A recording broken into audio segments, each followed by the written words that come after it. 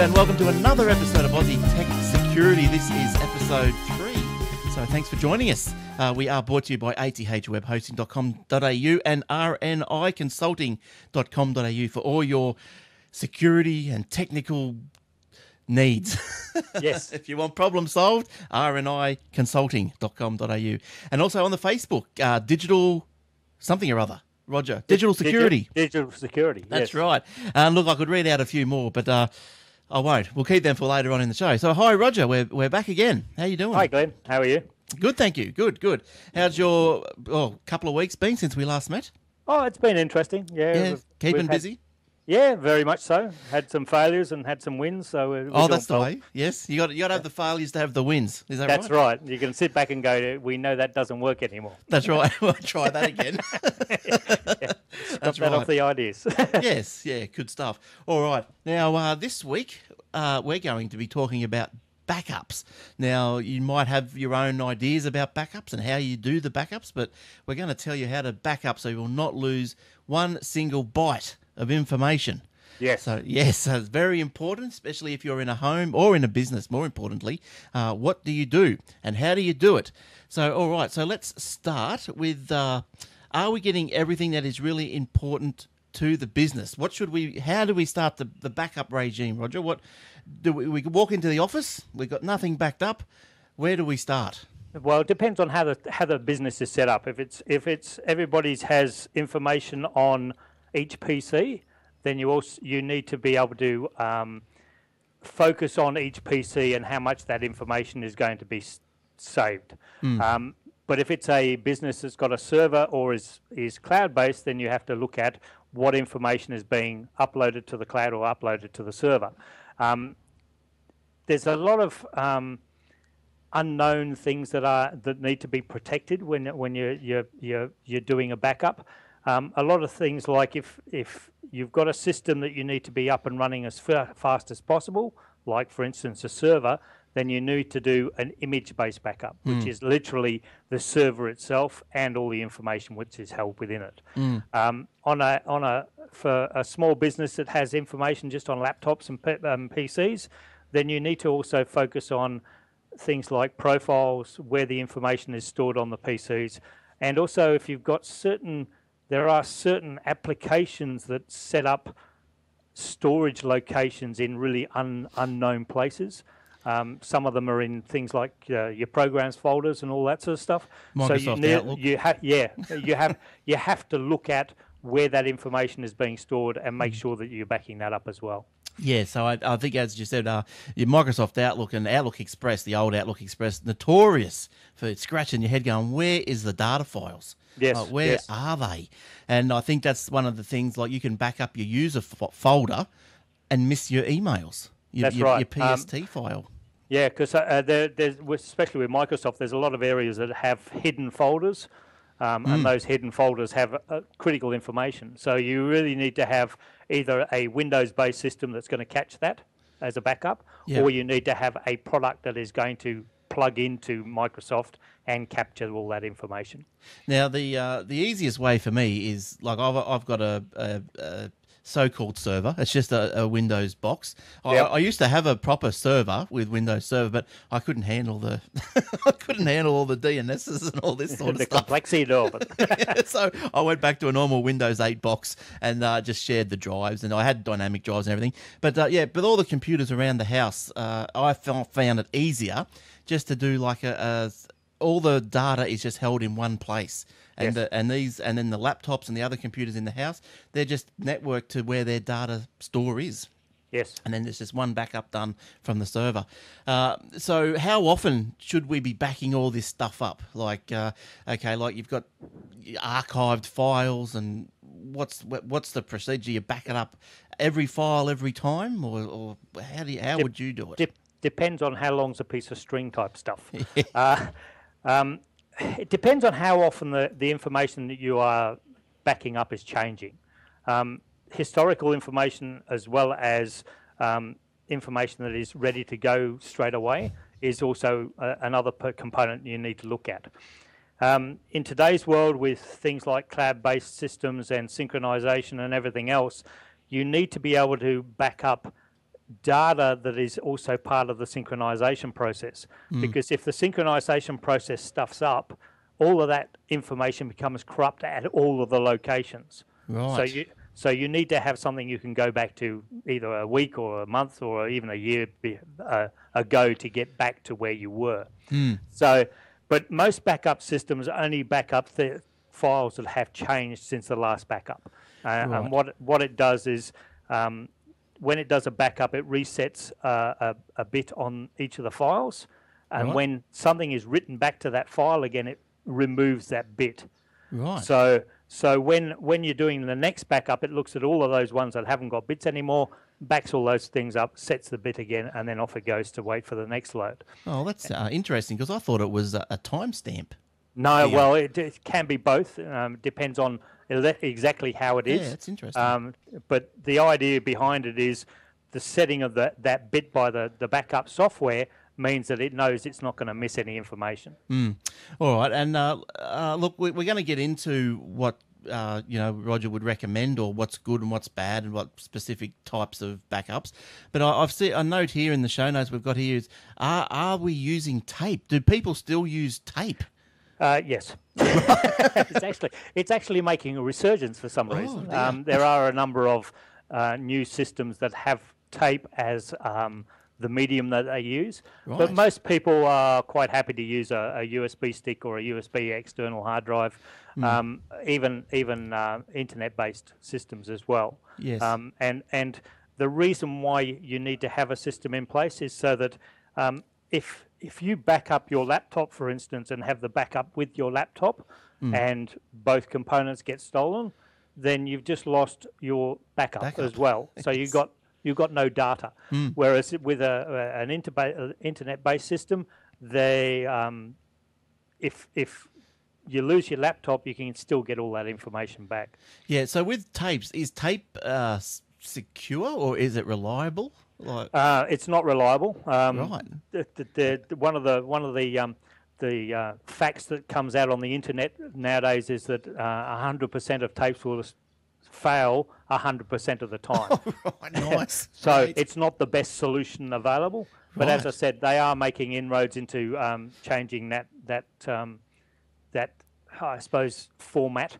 Yeah. The other thing wrong with tapes is tapes never could catch up with the amount of data on a system. So in other words, if you had a gigabyte of data, the tape would only back up 250 megs of it, and that was always the problem with a tape, and it was really, really expensive to get enough tapes to do the gigabyte of data. Yeah. So, and as that has now increased and increased and increased, and we're now talking terabytes and teraflops and everything else, the tape just wasn't the medium to be able to do that, whereas hard drives and USB components and the internet have allowed it to be a lot easier. Yeah, so as you mentioned, some of the types of backups are like internet cloud backup, on-site backup, and off-site backup. Would you use, or would you not use any of those, a combination of those, all of those? How would you secure your data? We run a system which we've actually, I suppose, not patented, but we've used the name of Rapid Restart. And what it is designed to do is literally mainly for servers. But what it does is it takes an incremental snapshot of a server every 15 minutes, right, and it stores that on site. So server goes bang, bang. Into a puddle in the area. Yes. You can bring up the virtualized version on your backup server, and you can be back up and running within 30 to 40 minutes, because that's how the system is designed. That every 15 minutes, it does an incremental backup of every file that's changed, and then again resets the bit and off it goes again. Every 2 hours, the backup server then uploads its backup version to the internet. Right. And what that does is if the whole place burns down, you have all of your information totally off-site, and you don't have to worry about it. You can get to that information from anywhere. Yes. Now, I think, so I was just going to say another good reason to have the on-site backup and not just the cloud backup is, I suppose, if it does fall into a puddle, or then to download everything from the cloud could take you a month. Long time, yes. Yeah. So if you've got the on-site, it's a lot faster. Yeah, and the good thing about the on-site is, as I said, it's virtualized. You have a virtual server inside your backup server. Yes. And that means that all you need to do is bring it up, plug it into literally bring it up as a virtual server and plug it back into the network.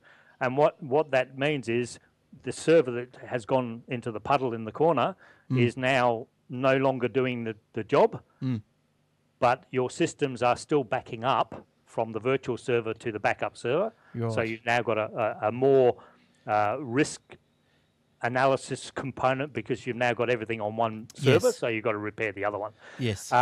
If you repair the other one and then get it all up and running, you can actually then migrate back to the physical server, and you're back up and running, and everything goes back to the way it is. And in that time, you've got to remember in today's business world, time is literally money, and it really is. If your server is down and you have 10 people that are plugged into it, then those 10 people, for the period of time that the server is down, they are not working. No, that's right. Everything is based on what that server was doing. Yes. And it also goes in nowadays, today, we've also got to look at things like the internet connection. If your internet connection goes down and your system is based in the cloud, then you've got no access to your data anymore. So you have to have redundancy and risk analysis components put in place to make sure that, okay, Telstra's gone down. Have we got other ways of getting at our data, and how are we going to do that, and what are we going to do about it? Yeah, so it's so would you say that then the setup that you just described, the virtual server and all that, that'd be a fairly complex, probably expensive way of doing things? Not really, actually. Well, looking at the expense, if I've got 10 people and the server goes down for 3 days, you're talking $15,000 to $20,000 per day. Yeah, so fair enough. You've lost a lot of money because you're not doing anything, but you're also not selling a product, you're not servicing your clients, all of that sort of stuff. Yes. Whereas this, most of these, like Rapid Restart, is a monthly based subscription. So you pay $500 to $1,000 depending on the size of the system. Yes. The backup server is supplied by the people who are supplying that, and they also put in a extra internet connection to make sure that if your connection goes down, you actually have a backup as well. Wow. And on top of it, you're making your business a lot more robust. Yeah. Yeah. So, but you are looking at somewhere between $500 and $1,000 a month. But as I said, it's an insurance thing. It's, well, if you're listening to Roger now and you're thinking, I've got a lot of data that is not backed up at all, and what would happen to me or my business if things failed? Maybe heed some of Roger's advice. Get in contact with him even and ask his advice professionally or whatever. We're always quite happy to answer questions. And maybe the Rapid Restart is the go for you.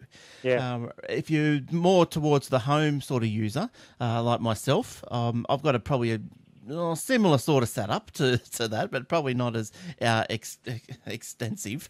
But my setup is, I've got the data on my little Windows 8 box as /server, and then every month I will put a hard drive in a caddy, and then I've got a program that'll synchronize or incrementally synchronize back to the hard drive on site, and then also every night it goes up to the cloud. Anything that's changed goes up to the cloud, and that's not a bad little setup. It's I think Crash Plan.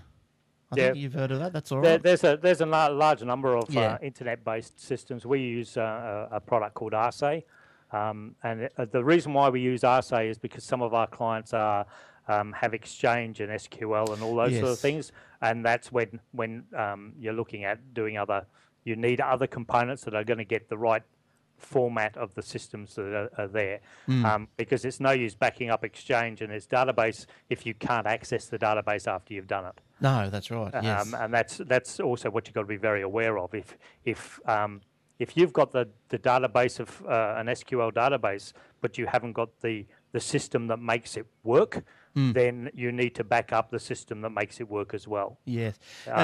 And what about like more and more businesses now are, say, moving online, or maybe even their Facebook page or whatever?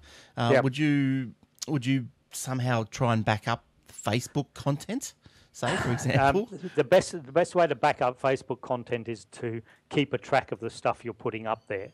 Yeah. Because it's a lot easier for you to manage the stuff that you're putting up there than once it gets onto Facebook, because you've got no control once Facebook gets hold of it. Yeah. But you've always got to remember that even though Facebook is the giant in the room type stuff, they have also got backup systems in place and redundancy systems and resilience systems and all that sort of stuff to make sure that they are not going to go down. Yeah, I think you can write to or email Facebook and ask them for a copy of your whole existence on there. And I believe you can. Yeah, I think they just send it out to you. Yeah, and you can do that with LinkedIn as well. Oh, I'm not sure whether you can do it with Twitter, but don't know. But who cares? Twitter. Yeah. Well, some people might. Yeah, they might. Yes, they might. Okay, so we touched on how much we should, or how much certain systems cost. So there's in-depth setups, and look, if you're running a business, you need to have something in depth. I would imagine. Yeah. Now, okay, it's all well and good to have backups. You go, safe. But can they be corrupted, or what happens if you pull them down or you try to restore? They're no good. Can you check along the way, or what's the go with that? Well, most systems have an alert system that will say, well, it's programmed to do a backup at 9:30, and you get an email at 10 o'clock saying it's backed everything up. But one of the things that we like to bash into our clients is that it doesn't matter how well your backup is set up. You don't want to be in a situation when the first time you tested is when something goes wrong. Right, yes.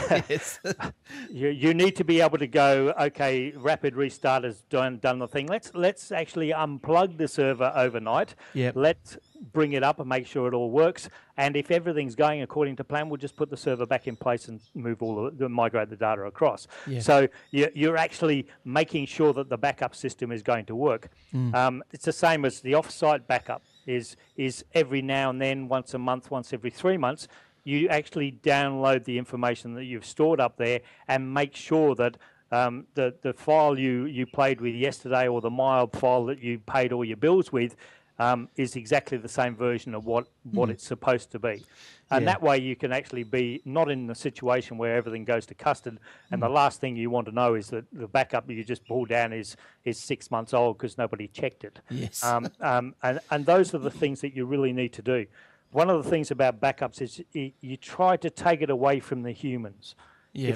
If you can get it automated, get it automated. If it'll send an email, get it to send an email. That way, if someone doesn't get an email, someone's going to go, we didn't get an email yesterday. Yeah. Let's go and follow up and see what the hell's going on. Yes, because I know in the old days, it was before the cloud. It was you made 5 backups, one for each day, and just replace them. That's right. Yeah. The next week. So is that still a good idea, or you would put your trust in on-site backup, cloud backup? That's pretty much as good as you should be doing. Well, I think we work on the principle if it's in two locations, then you've got a really good way of protecting yourself. Yeah. If you've got an on-site backup, which can be a USB hard drive, or it can be something like rapid restart, and then you have an internet-based system like a cloud storage location, even along the lines of your Google storage or OneDrive for Microsoft, those sort of locations means that you can actually look at the information and go, yes, we've got everything that's up there. Yeah, yeah. Now, moving more into, I suppose, the technical nature of backups, what are shadow copies? Now, because you can shadow copies are actually supplied by a company called, God, I've gone blank. Shadow copies are actually a trade name for. Gone. Definitely. So, because in the when you right click on a file, it does say you can try and restore a shadow copy. Yes. So that's a company that started up. They were doing a shadow copy of the actual file. Yeah, shadow copy is actually a version of the file that is held by Microsoft in the filing system. And if you right click on a share that you've got going between two computers, if you right click on there and go to previous versions, you can actually go back a number of versions to the original file when it was uploaded. What it does and what it allows you to do is, you can get previous versions, but it also means that you can recover from a file that's become corrupt while you've been working on it, because you can go back to the file a day ago or a day before. And what it is it's actually remembered by the operating system.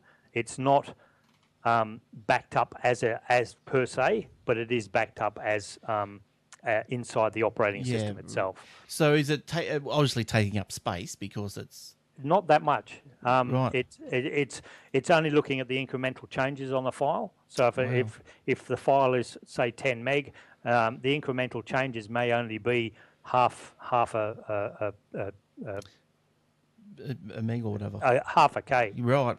So it's just keeping that information in a format that's easy to understand. So it can be that smart to know, okay, so it keeps the shadow copy or whatever, and it can say, okay, well, this is the different data that's included in this copy than this copy.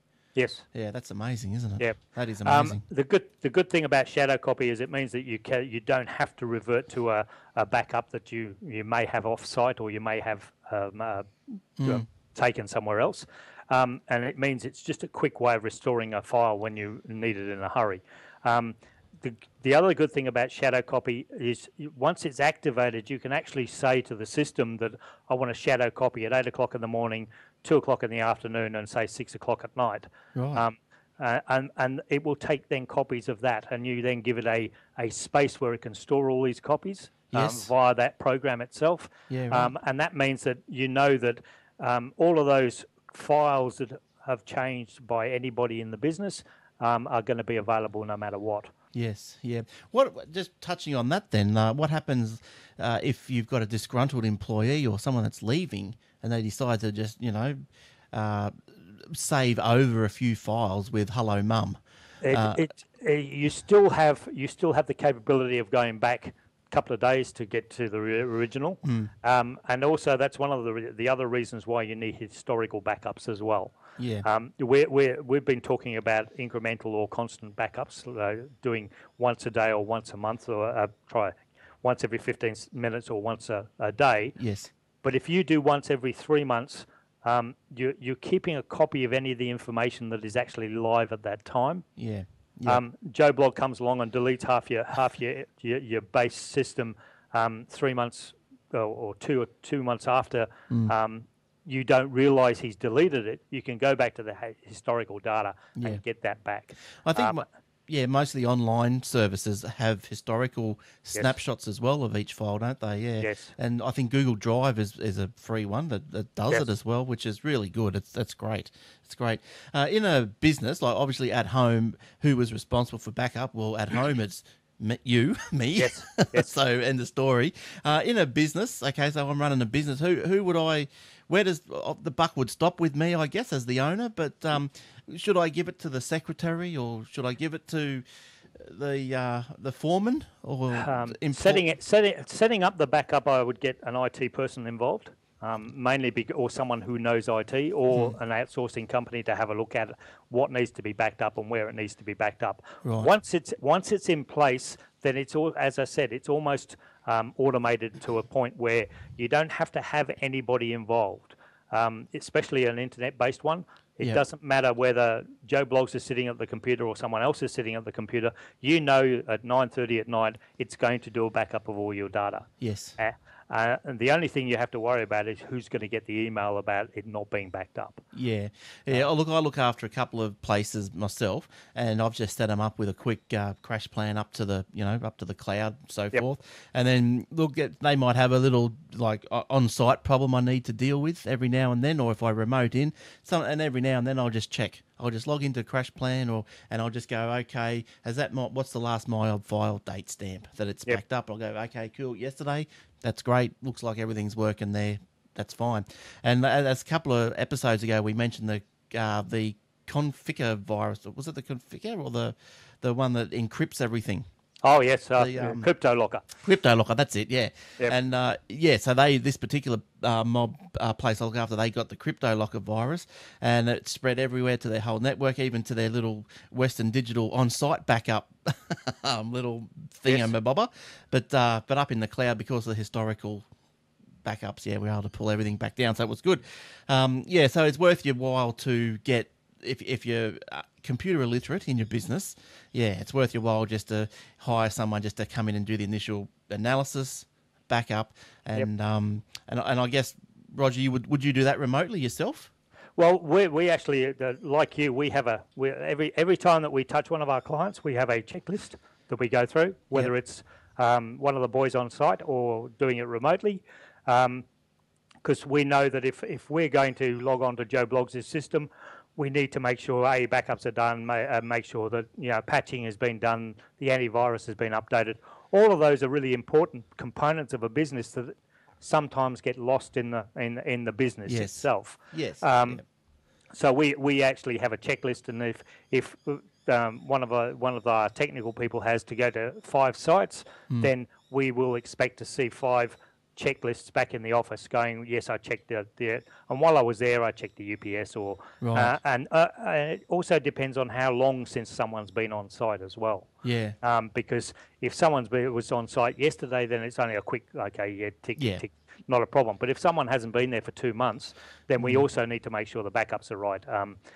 The UPS is going to work. Have a look at all the logs in the system and make sure that there's nothing that may be appearing. And this is mainly for systems that are not on our remote management software that we use. Right. Because the remote management software, because it everything that is collecting information comes back to us. We have a look at a spreadsheet every morning, and it goes, Joe Bloggs' accounting system has got a problem with the server. We will ring them up and go, this is what we're going to do today, because this is what the system has told us is having a problem. Yes. And that way we can also keep a track of everything else as well. Yeah, and you'd be surprised. Like I go out to people, to businesses as well, and you say to them, "Oh yeah, what are you guys doing for backups?"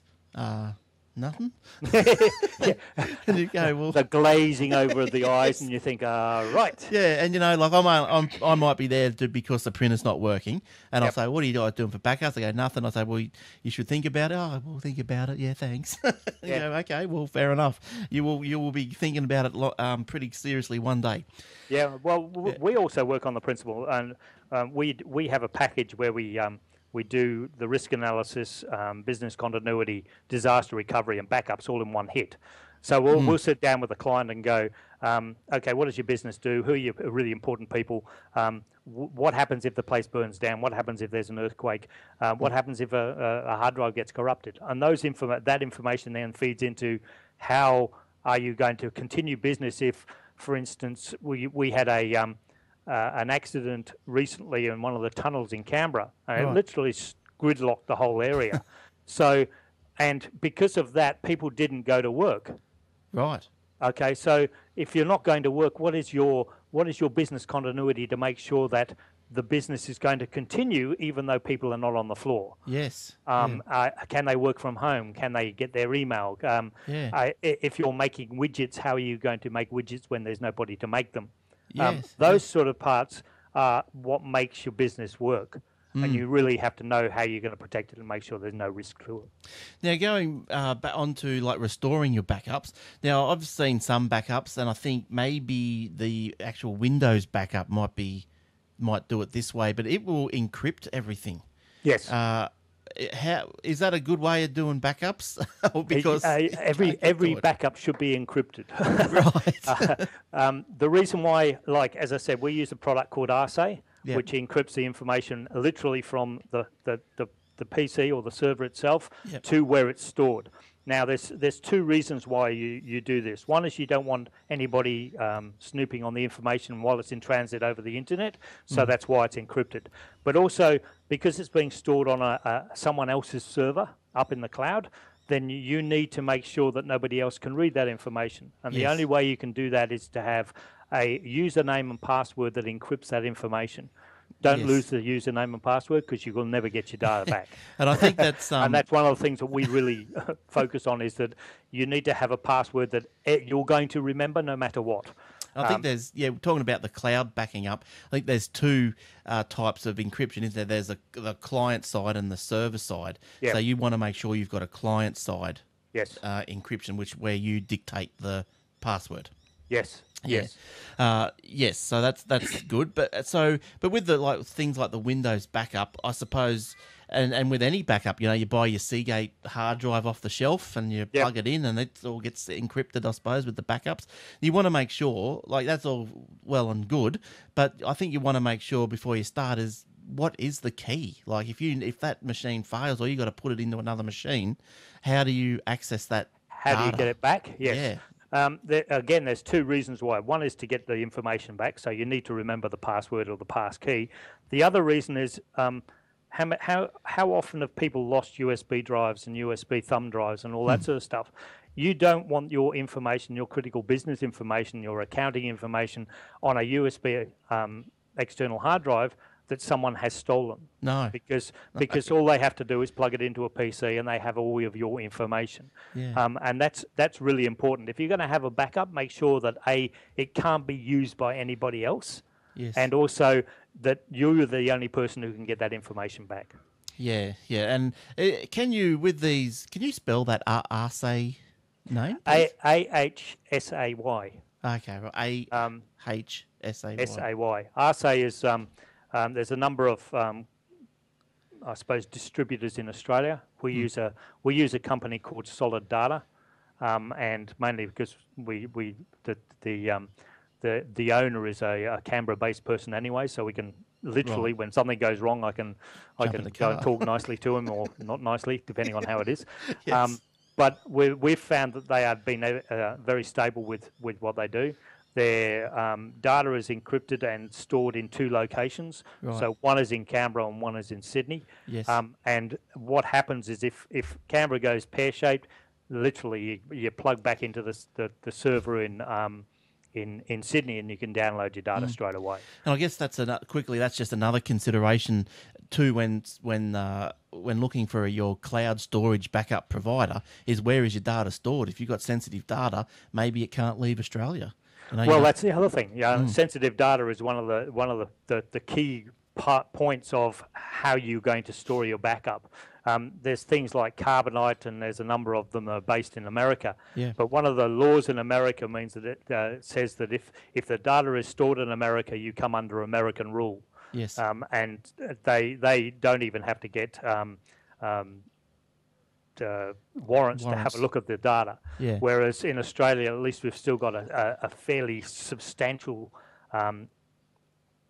burden of proof on the investigating people of finding out, I need to get at that data. How am I going to do it? And here's a warrant to let me at it. Yeah, so I think like financial data, like if you're an accountancy firm, maybe even a doctor, if you're a health practitioner, that sort of stuff might not really, and I think it'd even be governed by some sort of privacy principles, wouldn't it? Or the privacy law, that it shouldn't be stored outside of Australia.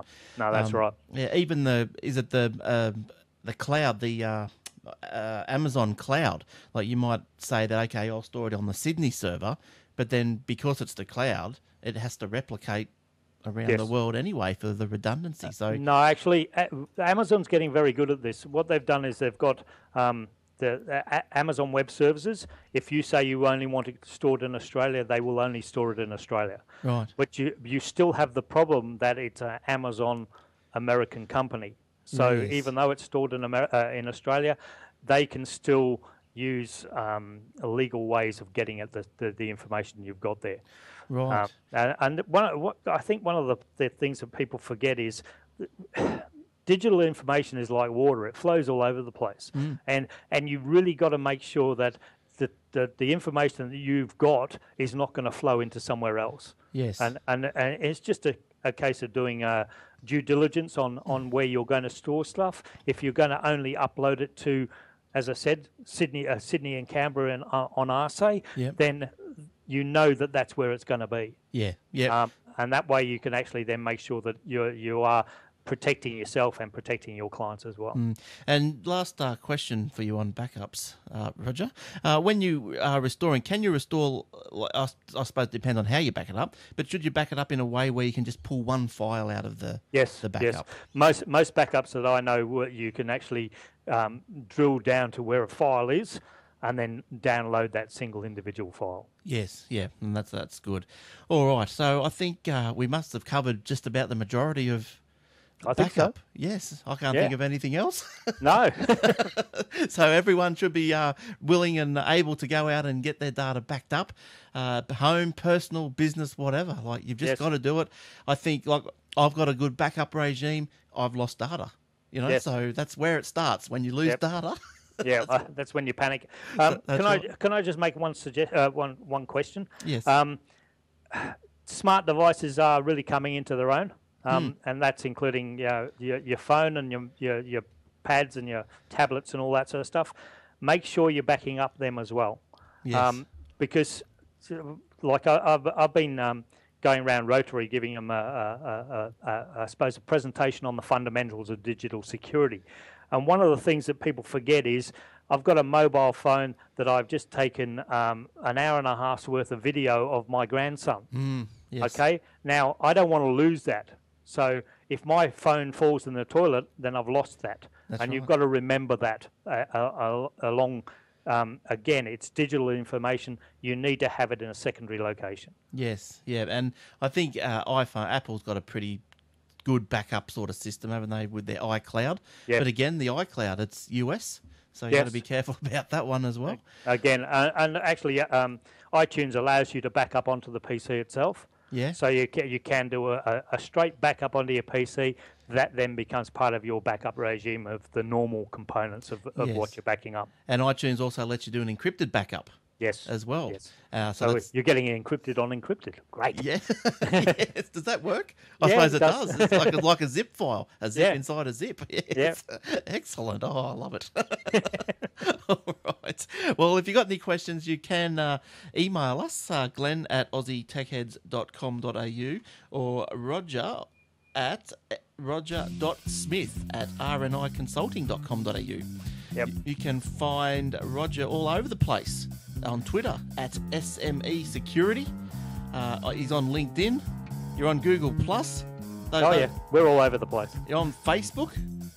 You haven't got the Facebook's a bit. That's digital security. Search for digital security and you'll be fine. Yeah. The URL is facebook.com/101100DS. It's encrypted. Yeah. No, it's in binary. That's right.